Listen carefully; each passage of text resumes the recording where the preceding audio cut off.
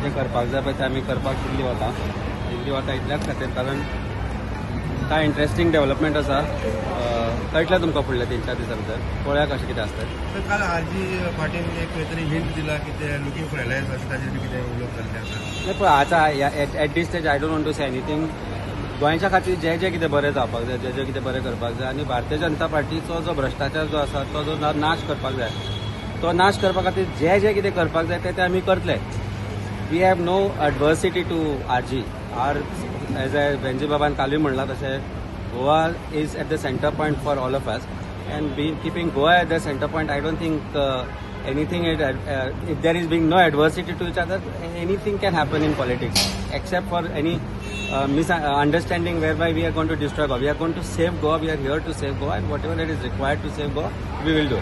there is no permanent enemy, no permanent friends. Congress will also No, there is never. Congress will तुम्ही आता Congress will also भितर No. As far as alliance is concerned, there is no further things. We'll talk about it. सध्या तरी काय development सध्या तरी काय development. Thank you so much.